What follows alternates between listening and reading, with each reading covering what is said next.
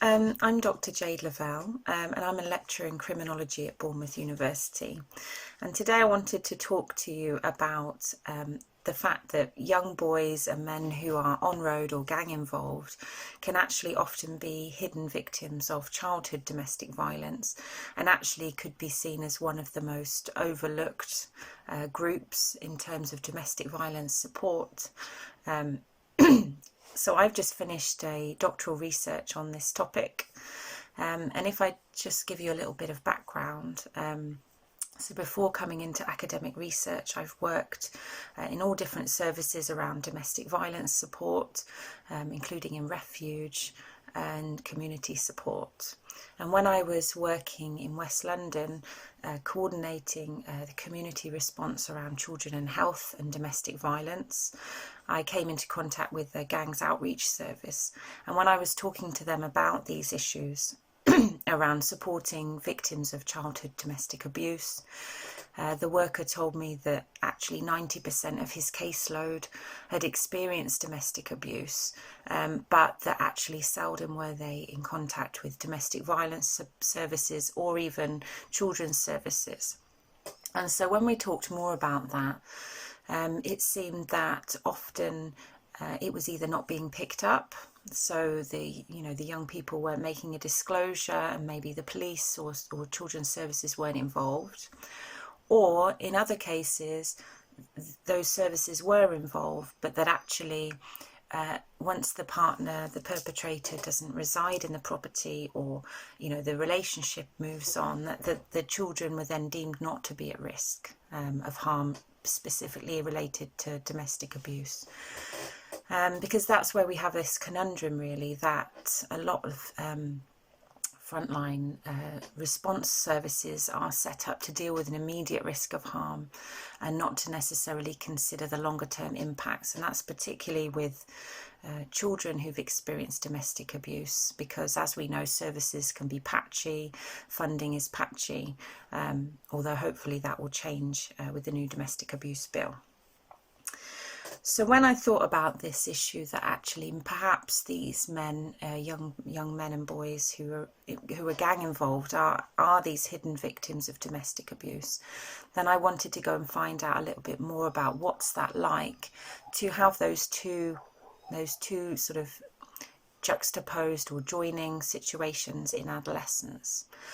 And what I found was that as much as those young men are hidden victims from support services,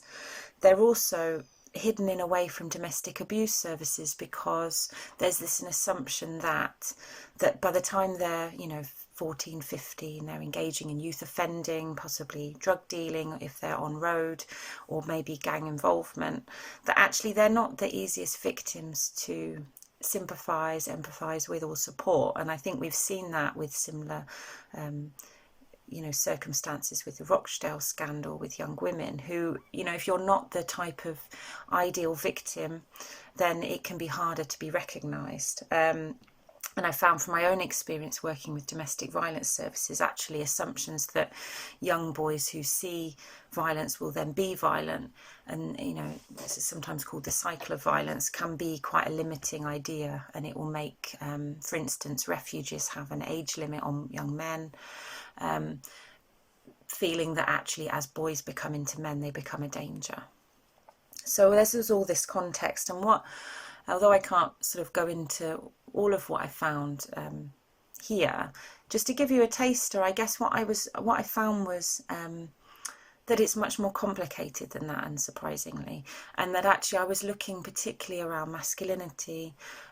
So what does it feel like to live with the perpetrator or experience violence in childhood, and then figure out how do you be a man in that context? And what I found was that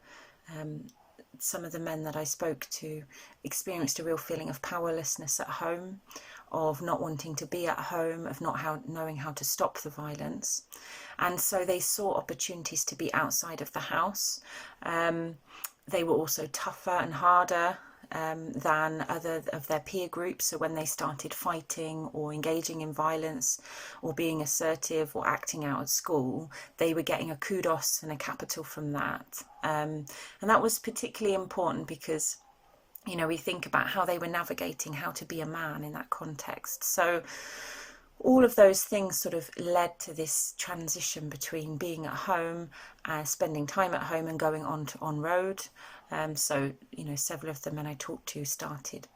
being involved in sort of road life, low-level drug dealing from late primary school age. And then, you know, becoming more engrossed in gang life as they went through their teenage years. But what I wanted to sort of highlight today really about this is that there are opportunities for us to have early intervention with these young men, and there's opportunities for us to recognise that actually they were children who were experiencing violence and abuse at home. And, you know, we need to think about ways that we make space for disclosures, particularly for young men who are not going to fit the victim stereotype, who are not necessarily going to be the most, this ideal victim who's, you know, weak and vulnerable and disclosing, and actually perhaps they're going to be acting out and sort of enacting a type of masculinity which will make them seem very invulnerable, but actually is a reflection of their actual innermost vulnerabilities in their circumstances. So I sort of the call to action that I'd like to say here is that we need to be thinking a little bit more about these people who don't see services, and they need our support more than ever.